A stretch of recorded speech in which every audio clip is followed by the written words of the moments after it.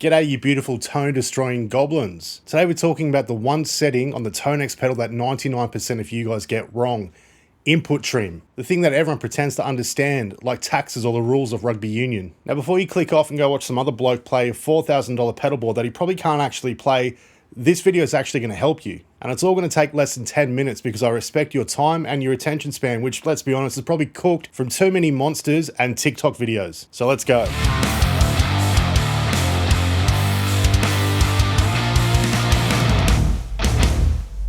Alright degenerates, now is your best opportunity to not be a dickhead. Go downstairs, smash that subscribe button and get this baby little channel up to 1,000 subs by Christmas. We've got 2 weeks left and it is fucking unlikely that we're going to get there, but hey, let's give it a red hot go anyway.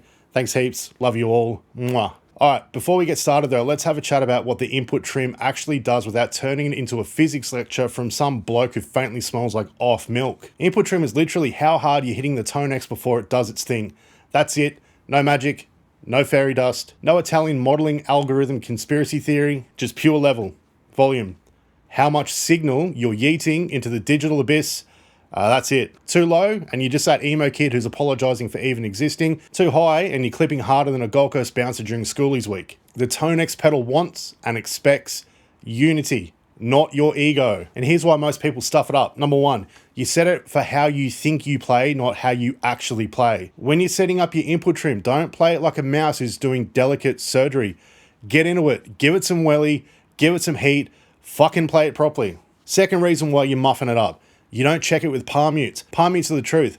Palm mutes have got a heap of low end in it that's gonna spike your input signal way better than what you could ever do playing little single note lines. Palm mutes don't lie. They're going to make your dodgy gain staging very, very evident very, very quickly. Third reason why you're stuffing this up, you assume that your input trim level is going to be the same for every guitar you own. Fucking no. Your Telecaster with vintage pickups is going to react differently than your Genty fucking 8-string with active EMGs in it. One whispers, one screams. Set them both accordingly. And now I can hear you guys asking, all right, Tone Master, how do I set my input trim? Well, I'm here to fucking tell you. Step number one, turn off all the bullshit on your pedal board that is running into the front end of the ToneX.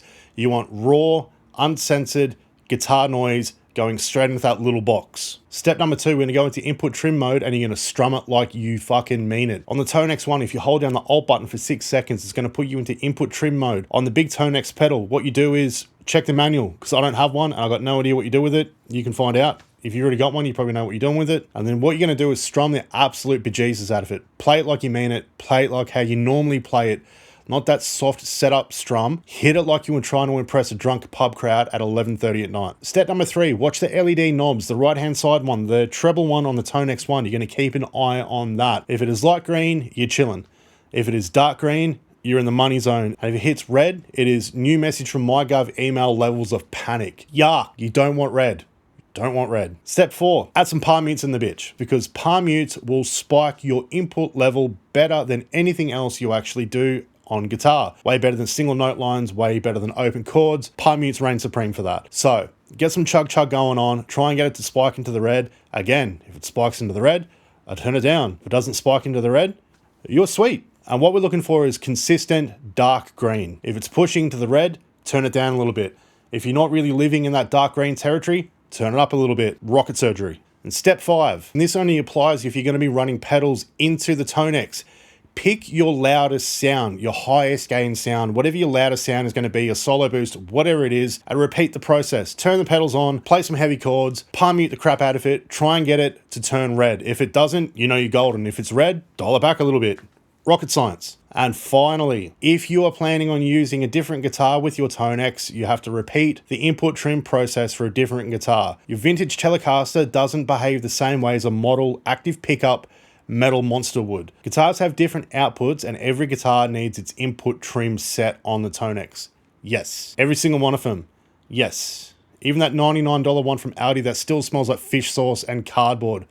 Check your input trim, which is an absolute pain in the ass and one of the things that I really dislike about the ToneX, but hey, it is what it is and we work with what we've got. Ideally, what I'd love to see going forward in the future is if IK Multimedia were able to save an input gain state for a preset. Meaning that if I was playing a song with a Mesa Boogie and my SG, I could have it set to one input level. Then for another song, if I needed to play, say, Fender Twin with a Telecaster, I could dial up the input trim and it would be saved per preset. Please, IK, make that happen. Why does input trim even matter? If it's wrong, it ruins everything. Your cleans won't sparkle, your crunchies won't be crunchies, your leads are going to sound like a bowl of soggy Wheat Bix. It'll fuck it up. The ToneX algorithm models amps accurately, and it models them with a certain input gain. If you're mucking around with that input gain, either too low or too high for what the amp is expecting to see, it's going to sound poo.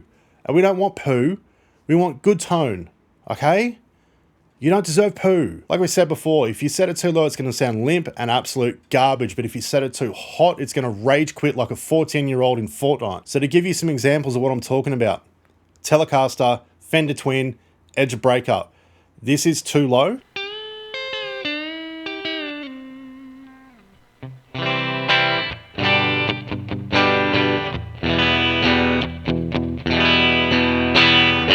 This is with the input trim set way too high.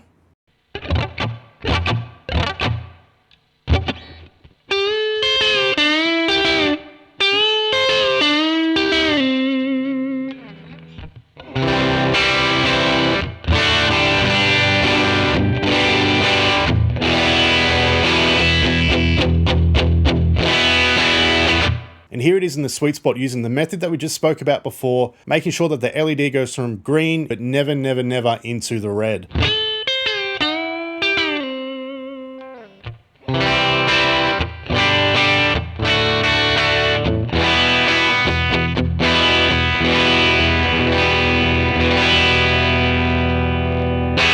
Sounds great. Onto a winner. So there you go. Input trim. It's simple. It's not sexy, but it's absolutely critical for good tone. It's a little bit annoying and pretty much the only model that I know of that you've actually got to do this process with. I wish IK could come out with some kind of, I don't know, witchcraft where you wouldn't have to worry about the input trim. I get why they do it though. It's just a fucking hassle when you're changing guitars, especially when you're using the thing live and using more than one guitar, but well, we make the best of what we got. Righto, if this has helped, go down and hit that bloody like button, hit subscribe, leave a comment, call me a dickhead. I don't know, maybe tell me what your ultimate ToneX setup hack is, or an input trim hack, something like that. Just let me know in the comments. But anyway, that's enough out of me. I'll see you guys on the next one. Peace out, much love, goodbye.